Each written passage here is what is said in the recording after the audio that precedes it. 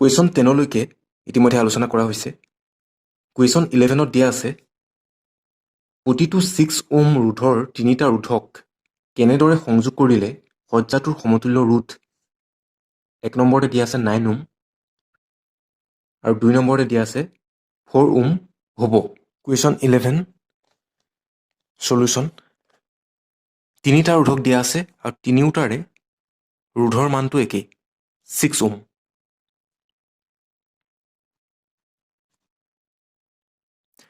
কুৱেশ্যনটোত কোৱা হৈছে যে এই 6 ওম ৰোধক তিনিটা কেনেদৰে সজ্জিত কৰিলে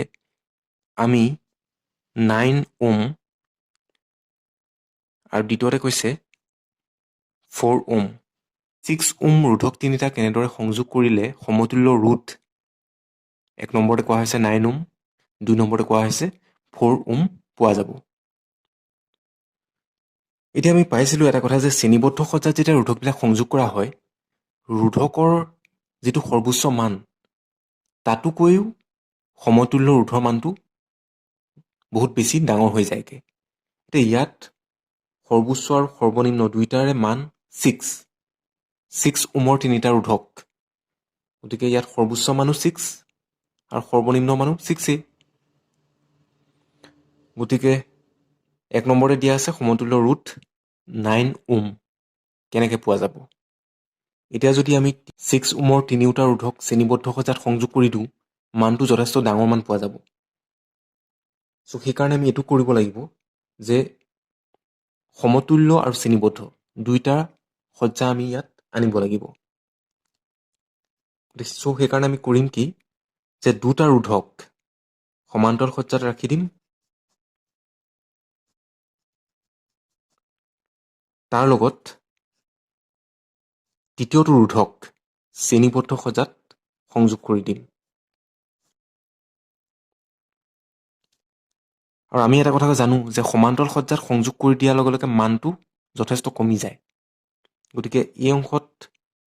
এইটো 6 ওম, এইটো 6 ওম, এই দুইটাৰে যদি সমতুল্য ৰোধ উলিয়ায় তেতিয়া কিমান পায় 6 + 1/6 যিহেতু সমান্তৰাল সজ্জাত আছে ইকুৱেল টু 2/6 ইকুৱেল হ'ব 1/3। তাৰমানে 1/r ইকুৱেল টু আমি পালোগে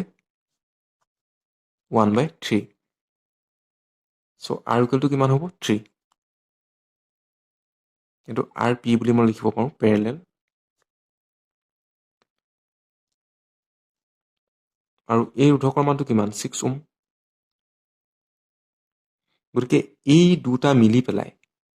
সমান্তৰাল সজ্জাত সজ্জিত হৈ থকা এই দুটা ৰোধক মিলি মুঠ ৰোধ হ'লগে 3 ওম। তাৰ লগত এই ৰোধকটো শ্ৰেণীবদ্ধ সজ্জাত সংযোগ হৈ আছে। চ' আমি ইয়াত মুঠ ৰোধটো এই গোটেই অংশটোৰ মুঠ ৰোধটো কিমান পাম, এই অংশটোৰ হ'লগৈ 3 আৰু এই 3ৰ লগত এই 6 ওমটো কি হৈ আছে শ্ৰেণীবদ্ধ হৈ আছে। চ' 3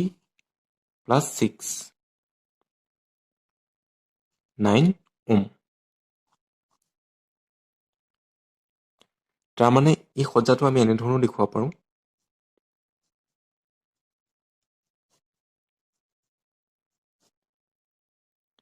এতিয়া এই মানটোতো 6, ইয়াত এই চিত্ৰটো দেখিয়ে আমি ক'ব পাৰিম একো পৰিৱৰ্তন নহয় 6 ওম 6 ওম হৈ থাকিব। কিন্তু ইয়াততো আমি দুটাৰ ঠাইত এটা দিলোঁ, গতিকে এই ৰোধকৰ মানটো কিমান হ'ব লাগিব, যিটো আমি এতিয়া নিৰ্ণয় কৰিলোঁ 3 ওম হ'ব লাগিব। অৰ্থাৎ এই দুটা ৰোধক সমান্তৰাল সজ্জাত সংযোগ হৈ থকা এই দুটা ৰোধক আঁতৰাই যদি আমি এটা ৰোধক বহুৱাব বিচাৰোঁ তেতিয়া তাৰ মানটো কিমান হ'ব লাগিব 3 ওম হ'ব লাগিব। কাৰণ এই সমান্তৰাল সজ্জাত সজ্জিত হৈ থকা এই দুটা ৰোধকৰ বা এই দুটা ৰোধক মিলি পেলাই কিমান মান হ'লগৈ 3 ওম। গতিকে এই অংশটো আঁতৰাই যদি আমি 3 ওমৰ ৰোধক এটা 6 ওমৰ লগত কানেক্ট কৰি দিওঁ তাৰ অৰ্থটো একেটাই হ'ব। কাৰণ এই দুটা মিলি যেতিয়া 3 ওম হৈছে এই দুটা আঁতৰাই পেলাই যদি আমি 3 ওম এটা ৰাখি দিওঁ কি পৰিৱৰ্তনটো হ'ব ধৰিব পাৰিছে নিশ্চয় 2 নম্বৰতে দিয়া আছে 4 ওম কেনেধৰণে পোৱা যাব এতিয়া 4 ওম পাবৰ কাৰণে সজ্জাটো হ'ব এনেধৰণৰ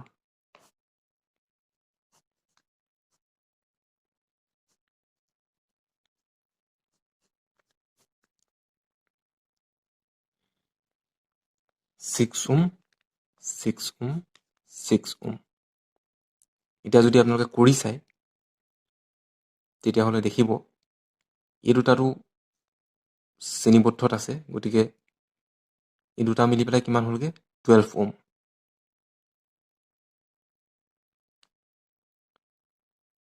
এই 12 ওম 6 ওমৰ লগত কি হৈ আছে সমান্তৰাল সজ্জাত আছে এতিয়া যদি আমি মুঠ ৰুটটো উলিয়াওঁ গোটেই অংশটোৰ ৰুট কিমান হ'ব 1/6 প্লাছ 1/12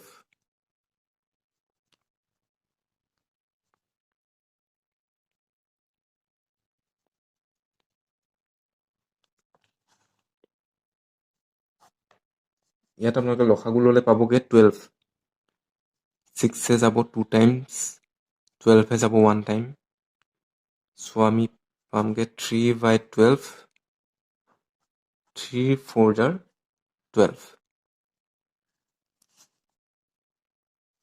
চ' 1/4 চ' R যদি আমি উলিয়াওঁ তেতিয়া হ'বগৈ 4 যিটো আমাক উলিয়াব দিয়া গৈছিলে এইটো আমি এনেধৰণেও দেখুৱাব পাৰোঁ ওপৰতটো এটা আছে গতিকে সেইটো তেনেধৰণে থাকিব 6 ওম চ' এই দুটা মিলি পেলাই কিমান হৈছে 12 ওম এই দুটা আঁতৰাই যদি আমি 12 ওম এটা লগাই দিওঁ একেটা কথাই হ'ব গতিকে এইবিলাক বৰ্তনীক কোৱা হয় সমতুল্য বৰ্তনী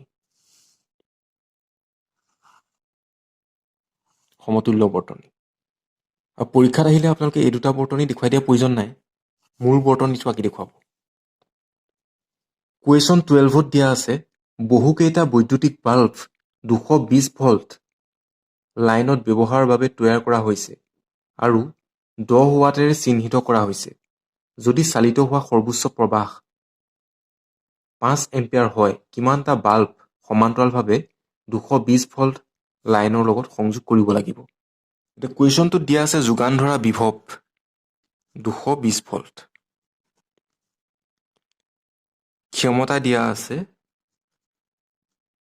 10 ৱাট আৰু সৰ্বোচ্চ প্ৰবাহ আই মেক্সিমাম বুলি মই লিখিছোঁ 5 এম্পিয়াৰ আৰু বাল্ববিলাক কেনেধৰণে সংযোগ কৰা আছে সমান্তৰালকৈ বাল্বৰ সমান্তৰাল সংযোগ বা সমান্তৰাল সজ্জা সমান্তৰাল সজ্জাত বাল্ববিলাক সংযোগ কৰা আছে আমাক উলিয়াব দিছে যে কিমানটা বাল্ব সমান্তৰাল সজ্জাত সংযোগ হৈ আছে এতিয়া কিমানটা উলিয়াবলৈ যাওঁতে আমি প্ৰতিটো বাল্বৰে ৰুট জানিব লাগিব এতিয়া ধৰা হ'ল বাল্ব এটা বাল্বৰ ৰুট R1 আপোনালোকে লিখি ল'ব কথাখিনি বাল্ব এটা ৰুট R1 ধৰা হ'ল চ' যিহেতু সমান্তৰাল সজ্জাত আছে চ' মুঠ ৰুটটো কিমান হ'ব মুঠ ৰুট বা সমতুল্য root 1/R equal n into 1/R1 এটা ৰুট R1 চ' nটা ৰুট কিমান হ'ব n ইনটু 1/R1 1 বাই এইকাৰণে হৈছে কাৰণ সমান্তৰাল সজ্জা চ' ইয়াৰ পৰা যদি আমি nটো উলিয়াওঁ তেতিয়াহ'লে কি হ'ব n ইকুৱেল R1/R এতিয়া R1 আৰু R এই দুইটাৰ মান আমি জানিব লাগিব আৰু সেইটোতো খুব সহজ হৈ আছে উলিয়াবৰ কাৰণে ভল্টেজ আৰু পাৱাৰ আমাক দিয়া আছে আৰু আমি জানো P equal to V square by R চ' R ঠাইত মই কি লিখিম ইয়াত R1 চ' R1 equal V square by P চ' ভিৰ মান দিয়া আছে 220 ভল্ট 220 ইনটু 220 যিহেতু V স্কোৱাৰ আৰু P 10 ইয়াত কেঞ্চেল যাব 0 0 কেঞ্চেল যাব আৰু ওপৰতো এনেধৰণে ৰাখি দিয়ক 220 × 22 R নিৰ্ণয় কৰিবলৈ যাওঁতে আমি ওমৰ সূত্ৰ প্ৰয়োগ কৰিম ওমৰ সূত্ৰত আমি পাইছিলোঁ V = IR য'ত Rটোৱে কি সূচাইছে ইয়াত মুঠ ৰোধটো V দিয়া আছে চ' R ইকুৱেল কিমান হ'ব R ইকুৱেল হ'ব V/I চ' V দিয়া আছে 220 ভোল্ট আৰু I দিয়া আছে সৰ্বোচ্চ প্ৰবাহ 5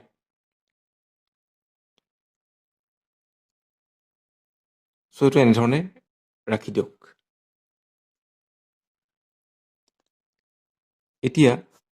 R1ৰ ঠাইত আমি বহুৱাম 220 × 22 R ঠাইত আমি বহুৱাম 220/5 এনেধৰণে কৰিলে অলপ ইজি হ'ব 0 0 কেঞ্চেল গ'ল 22 কেঞ্চেল গ'ল এতিয়া থাকিলে 22 × 5 চ' এই দুটা মাল্টিপ্লাই কৰিলে আপোনালোকে পাব 110 বাল্বৰ সংখ্যা আছিলে 110টা কুৱেশ্যনটোত সৰ্বোচ্চ প্ৰবাহ বুলি এইকাৰণে কোৱা হৈছে সমান্তৰাল সজ্জাৰ ক্ষেত্ৰত প্ৰবাহটো বাল্বৰ প্ৰয়োজন অনুসাৰে হ'ব শ্ৰেণীবদ্ধ সজ্জাৰ ক্ষেত্ৰত বৰ্তনীটোত একে প্ৰবাহেই চালিত হয় কিন্তু সমান্তৰাল সজ্জাৰ ক্ষেত্ৰত বৰ্তনীটোত একে প্ৰবাহ চালিত নহয় কুৱেশ্যন 13 220 ভোল্ট লাইনৰ লগত সংযোগ কৰা এটা বৈদ্যুতিক চোলাৰ গৰম ফলিখনৰ দুটা ৰোধ কুণ্ডলী A আৰু B আছে আৰু প্ৰত্যেকৰে ৰোধৰ মান 24 ওম যিকেইটা পৃথকে শ্ৰেণীবদ্ধভাৱে আৰু সমান্তৰালভাৱে সংযোগ কৰিব পাৰি এই তিনিও ক্ষেত্ৰত প্ৰবাহ কি হ'ব এতিয়া কুৱেশ্যনটোত যোগান ধৰা বিভৱ দিয়া আছে 220 ভোল্ট দুটা ৰোধ কুণ্ডলী প্ৰত্যেকৰে ৰোধৰ মান দিয়া আছে 24 ওম এতিয়া প্ৰবাহৰ মানটো কিমান হ'ব আমি জানো V = IR so I = V/R so V দিয়া আছে 220 ভোল্ট R দিয়া আছে 24 so ডিভাইড কৰিলে আমি কি পাম 9.166 মই তিনিটালৈকে লৈছোঁ আমি লিখিব পাৰোঁ 9.2 এম্পিয়াৰ দশমিকৰ পাছত আমি এটা ঘৰ ৰাখিব বিচাৰিছোঁ তাৰ পাছৰ ডিজিটটো চাব 6 আছে ন চ' পাছতকৈ ডাঙৰ আছে চ' একৰ লগত আমি 1 এটা যোগ কৰি দিছোঁ 2 নম্বৰতে কোৱা হৈছে যে A আৰু B ৰোধ কুণ্ডলী দুটা শ্ৰেণীবদ্ধভাৱে সংযোগ কৰিলে তেতিয়া বৰ্তনীটোত প্ৰবাহ কিমান চালিত হ'ব বদ্ধভাৱে সংযোগ কৰিলে যিহেতু দুটা ৰোধ কুণ্ডলী আছিলে আৰু প্ৰত্যেকৰে ৰোধৰ মানটো আছিলে 24 আমি পামগৈ 48 বা এইটো আপোনালোকে এনেকৈও ৰাখিব পাৰে কিন্তু 2 × 24 এনেধৰণেও ৰাখিব পাৰে তেতিয়া বস্তুবোৰ অলপ ইজিহে হ'ব চ' আমি ওমৰ সূত্ৰৰ পৰা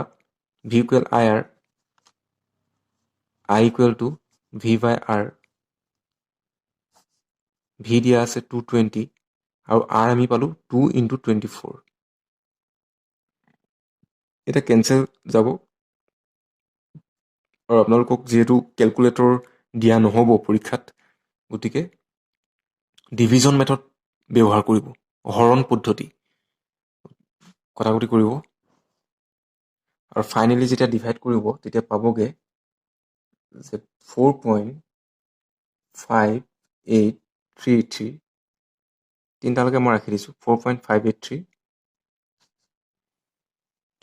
চ' ইয়াক আমি লিখিব পাৰোঁ এনেধৰণে 4.6 এম্পিয়াৰ 3 নম্বৰতে এই ৰোধক দুটা A আৰু B ৰোধ কুণ্ডলী দুটা যদি সমান্তৰালভাৱে সংযোগ কৰা হয় তেতিয়া চালিত প্ৰবাহৰ মানটো কিমান হ'ব এতিয়া প্ৰথমতে সমান্তৰালভাৱে সংযোগ কৰিলে মুঠ ৰোধটো কিমান হ'ব সেইটো উলিয়াই ল'ব লাগিব 1/R = 1/24 + 1/24 চ' 1/r ইকুৱেল 24 হ'ব তলত আৰু ওপৰত কিমান হ'ব 1 + 1 2 চ' আমি পামগৈ 1/12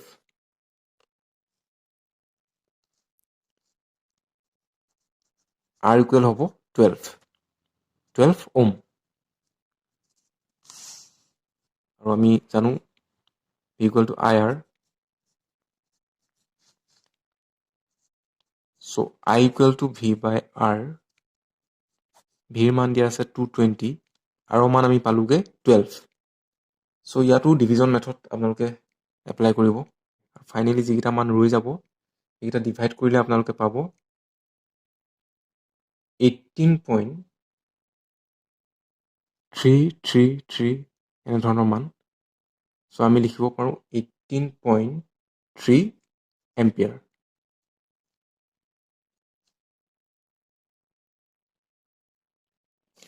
কুৱেশ্যন 14ত দিয়া আছে 2 ওম ৰোধক এটাত ব্যৱহৃত ক্ষমতা তলৰ প্ৰতিটো ক্ষেত্ৰতে উলিওৱা 1ত দিয়া আছে 1 ওম আৰু 2 ওমৰ দুটা ৰোধক 6 ভল্টৰ বেটাৰী এটাৰ লগত শ্ৰেণীবদ্ধভাৱে আৰু 2 নম্বৰতে কোৱা হৈছে 12 ওম আৰু 2 ওমৰ ৰোধক এটা 4 ভল্টৰ এটা বেটাৰীৰ লগত সমান্তৰালভাৱে সংযোগ কৰিলে এই দুইটা ক্ষেত্ৰতে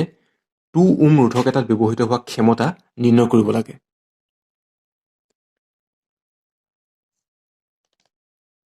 চ' কুৱেশ্যনটোত দিয়া গৈছে যে R ইকুৱেল টু 2 ওম এই ৰোধকটোত ব্যৱহৃত হোৱা ক্ষমতা আমি নিৰ্ণয় কৰিব লাগে 1 নম্বৰতে কৈছিলে যে 1 ওম আৰু 2 ওম এই দুটা ৰোধক যেতিয়া 6 ভল্টৰ বেটাৰী এটাৰ লগত শ্ৰেণীবদ্ধভাৱে সংযোগ কৰা হয় এতিয়া 1 ওম আৰু 2 ওম শ্ৰেণীবদ্ধ সজ্জাত আছে গতিকে মুঠ ৰোধটো কিমান পাব RS চিৰিজত 1 + 2 ইকুৱেল 3 ওম মুঠ ৰোধটো আমি পাম 3 ওম আৰু বেটাৰীটোৰ বিভৱ দিয়া আছে 6 ভল্ট আমি নিৰ্ণয় কৰিব লাগে ক্ষমতাৰ ফৰ্মুলাত আমি কি পাইছিলোঁ P equal to I² R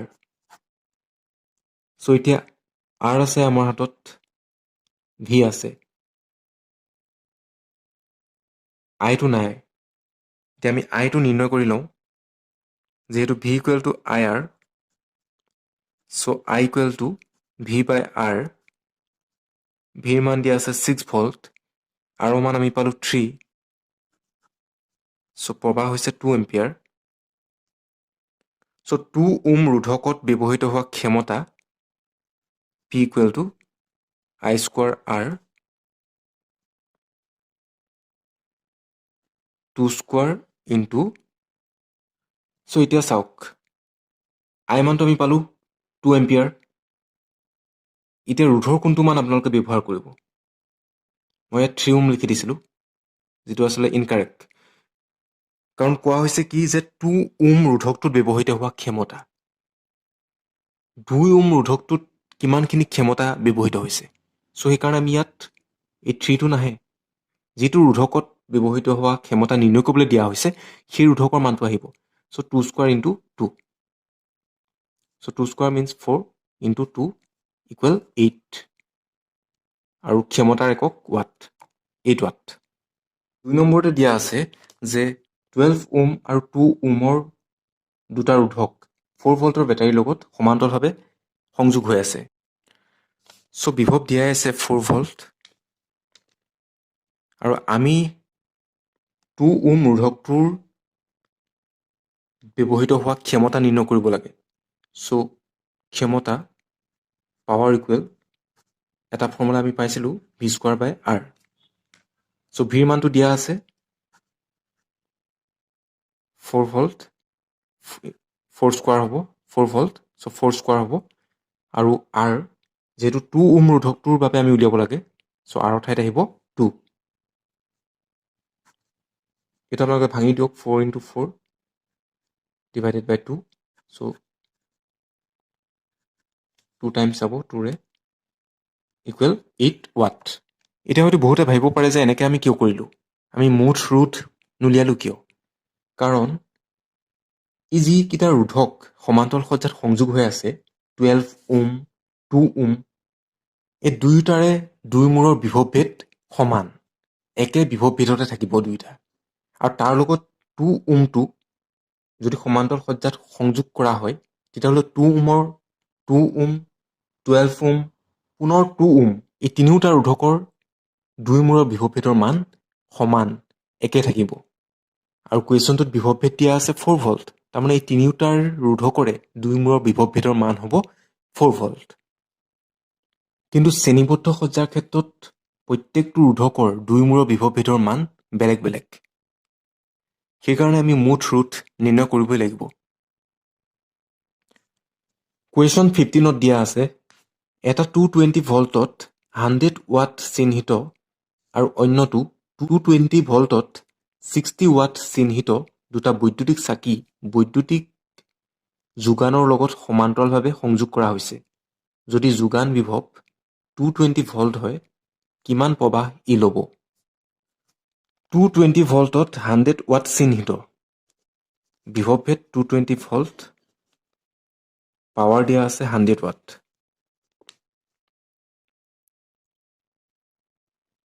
আৰু আনটো বৈদ্যুতিক চাকিৰ ক্ষেত্ৰত দিয়া আছে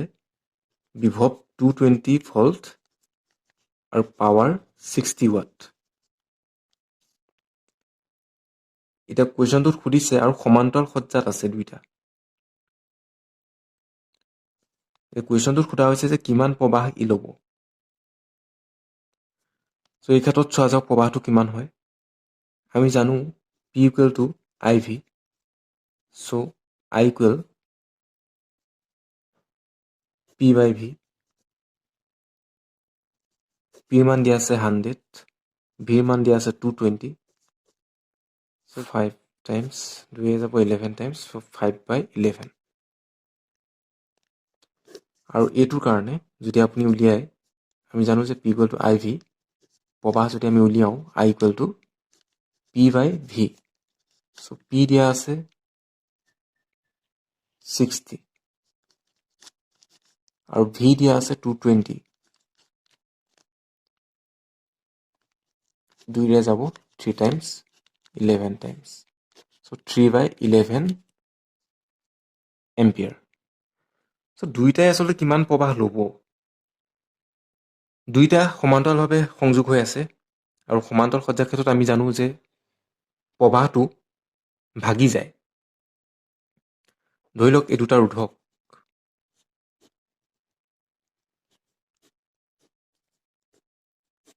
সমান্তৰাল সজ্জাত সংযোগ হৈ আছে মূল উৎসৰ পৰা প্ৰবাহটো আহিছে I হিচাপে চ' ইয়াত কি হ'ব দুটা পথ আছে ন চ' এইফালে I1 আৰু এইফালে I2 প্ৰবাহ তাৰমানে আমি যদি এই I1 আৰু I2 যোগ কৰি দিওঁ তেতিয়া আমি কি পাম যে যিমানখিনি প্ৰবাহ সোমাই গৈছিলে মুঠ প্ৰবাহটো নাপাম জানো চ' এইকাৰণে মুঠ প্ৰবাহ কিমান বৰ্তনীটোত চালিত প্ৰবাহ চ' I equal two I1 plus I2 আপোনালোকে এইটো I1 এইটো I2 হিচাপে ল'ব পাৰে চ' I1 আমি পালোঁ 5 বাই 11 আৰু I2 আমি পালোঁ 3 বাই 11 চ' আমি পামগে 8 বাই 11 আৰু ডিভাইড কৰিলে আপোনালোকে পাব 0.727 এম্পিয়াৰ আৰু ইয়াক আমি এনেকৈ লিখিব পাৰোঁ 0.73 এম্পিয়াৰ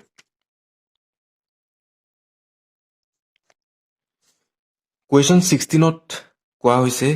কোনটোৱে বেছি শক্তি ব্যৱহাৰ কৰিব এটা 250 ৱাটৰ টিভি ছেট 1 ঘণ্টা চলিলে বা এটা 1200 ৱাটৰ ৰুটি সেকা সঁজুলি 10 মিনিট চলিলে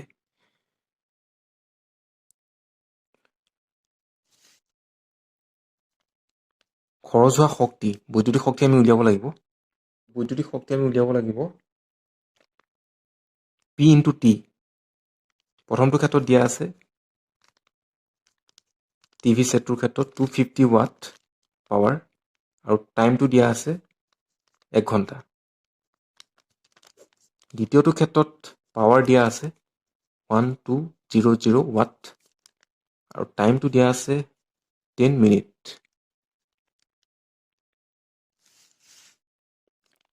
এতিয়া ইয়াত শক্তিটো আমি উলিয়াওঁ, খৰচ হোৱা শক্তি।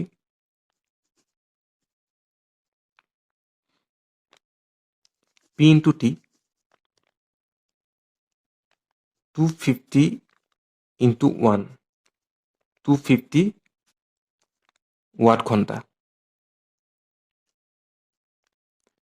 যিহেতু বৈদ্যুতিক শক্তিৰ ব্যৱহাৰিক একক ৱাট ঘণ্টা, চ' সেইকাৰণে মই ৱাট ঘণ্টাতে ৰাখি দিছোঁ। আৰু ইয়াৰ ক্ষেত্ৰত আমি উলিয়াব লাগিব খৰচ হোৱা শক্তি P into T 1200 into 10 মিনিটত আছে। এতিয়া ইয়াক যদি আমি ঘণ্টালৈ লৈ যাওঁ তেতিয়া হ'ব 10/60, যিহেতু 60 মিনিটে 1 ঘণ্টা, চ' 60 আমি ডিভাইড কৰিব লাগিব।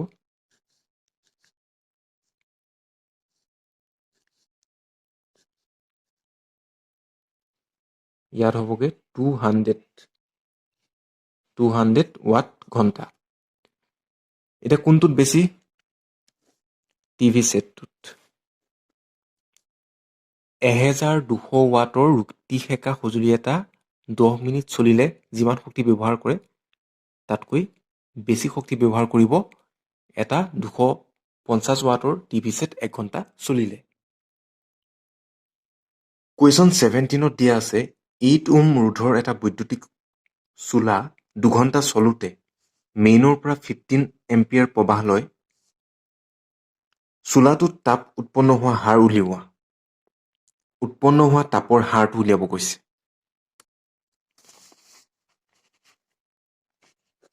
17 সলিউশ্যন। কি দিয়া আছে? ৰোধ দিয়া আছে 8 ওহম, টাইম দিয়া আছে 2 ঘণ্টা, প্ৰবাহ দিয়া আছে 15 এম্পিয়াৰ। এতিয়া উৎপন্ন হোৱা তাপ আমি ফৰ্মুলা এটা পাইছিলোঁ, H = I² RT।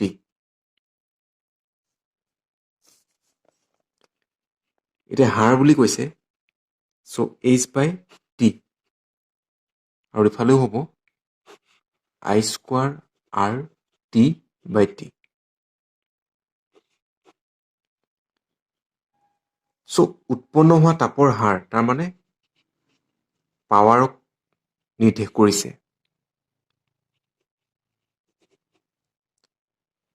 So' I মান দিয়া আছে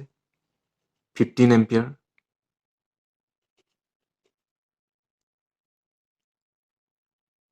R মান দিয়া আছে 8 ওহম। 15 স্কোৱাৰ কৰিলে আমি পাম 225 into 8,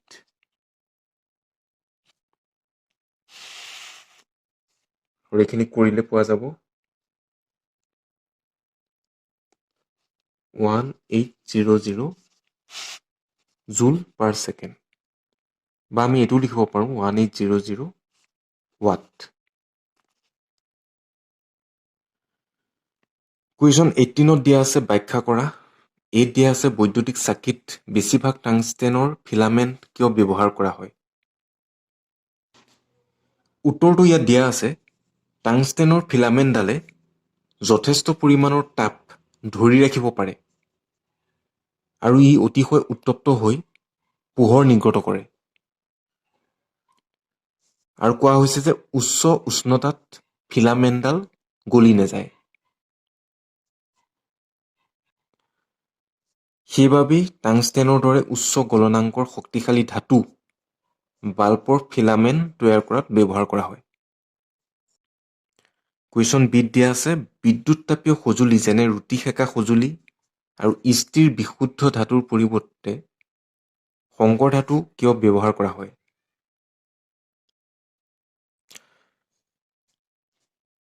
ইয়াৰ উত্তৰটো কিতাপতে আছে। সংকৰ ধাতুৰ ৰোধকতা সাধাৰণতে ইয়াক গঠনকাৰী ধাতুকেইটাতকৈ বেছি। উচ্চ উষ্ণতাত সংকৰ ধাতুৰ সহজতে জাৰণ নঘটে, সেইবাবে ইহঁতক বৈদ্যুতিক ইস্ত্ৰি, পাওৰুটি সেকা যন্ত্ৰ আদি বৈদ্যুতিক তাপ উৎপাদক সঁজুলিত ব্যৱহাৰ কৰা হয়। কুৱেশ্যন চিত দিয়া আছে ঘৰুৱা বৰ্তনীবিলাকত শ্ৰেণীবদ্ধ সজ্জা কিয় ব্যৱহাৰ কৰা হয়? ঘৰুৱা বৰ্তনীবিলাকত সমান্তৰাল সজ্জা ব্যৱহাৰ কৰা হয়। গতিকে এইটো হ'ব লাগিছিলে শ্ৰেণীবদ্ধ সজ্জা কিয় ব্যৱহাৰ কৰা নহয়। গতিকে ইয়াৰ উত্তৰটো এনেধৰণৰ হ'ব, শ্ৰেণীবদ্ধ সজ্জাৰ দুটা অসুবিধা বা দুটা সীমাবদ্ধতাৰ কথা উল্লেখ কৰিলেই হ'ল। ইয়াত 1 নম্বৰতে আমি ক'ব পাৰোঁ যে শ্ৰেণীবদ্ধ সজ্জাত যেতিয়া বৈদ্যুতিক সঁজুলিবিলাক সংযোগ কৰা হয় তেতিয়া প্ৰত্যেকটো সঁজুলিয়ে বেলেগ বেলেগ বিভৱ ভেদত থাকে। প্ৰত্যেকটো সঁজুলিয়ে পোৱা বিভৱৰ মানবিলাক বেলেগ বেলেগ হয়। আনটো হৈছে শ্ৰেণীবদ্ধ সজ্জাত বৰ্তনীটোৰ কোনো এটা উপাদান বিকল হ'লে বৰ্তনীটো মুক্ত হৈ যায়। মুক্ত মানে অফ, আৰু ফলত বাকী উপাদানবোৰে কাম নকৰে। ধৰি লওক 10টা বাল্ব শ্ৰেণীবদ্ধ সজ্জাত সংযোগ কৰা আছে, তাৰ এটা যদি ফিউজ হৈ যায় তো বাকী বাল্ববিলাকো কাম নকৰা হ'ব, অৰ্থাৎ বৰ্তনীটো অফ হৈ যাব। দিয়া আছে এডাল পৰিবাহী ৰোধ ইয়াৰ প্ৰস্থছেদৰ কালিৰ লগত কিদৰে পৰিৱৰ্তন হয়। পৰিবাহীৰ প্ৰস্থছেদৰ কালি তাৰ লগত ৰোধৰ সম্পৰ্ক আছিলে এনেধৰণৰ, R is proportional to 1/A, বা আমি এইটো ক'ব পাৰোঁ যে R is inversely proportional to A। পৰিবাহীৰ প্ৰস্থছেদৰ কালি বাঢ়ি গ'লে ৰোধটো কমি যাব। কুৱেশ্যন দিয়া আছে বৈদ্যুতিক সৰবৰাহৰ বাবে সাধাৰণতে তাম আৰু এলুমিনিয়াম তাঁৰ কিয় ব্যৱহাৰ কৰা হয়। তাম তাৰমানে কপাৰ, এলুমিনিয়াম এইবিলাকৰ ৰোধকতাৰ মানটো কম। এই তালিকাখন চালে দেখিবই যে তলৰ পৰা ওপৰলৈ মানবিলাক কমি গৈছে ৰোধকতাৰ মান। যে তাম আৰু এলুমিনিয়াম তালিকাখনৰ ঠিক ওপৰ ফালে আছে, ৰোধকতাৰ মানটো কম। গতিকে সেইটোৱেই মূল কাৰণ, ৰোধকতাৰ মানটো কম হোৱাৰ বাবে তাম আৰু এলুমিনিয়ামক বিদ্যুৎ সৰবৰাহ তাঁৰত ব্যৱহাৰ কৰা হয়। 10ম শ্ৰেণীৰ বিজ্ঞানৰ বিদ্যুৎ অধ্যায়ৰ আলোচনা ইমানতে সমাপ্ত হ'ল। পৰৱৰ্তী সময়ত আমি বাকী অধ্যায়ৰ আলোচনা আগবঢ়াম।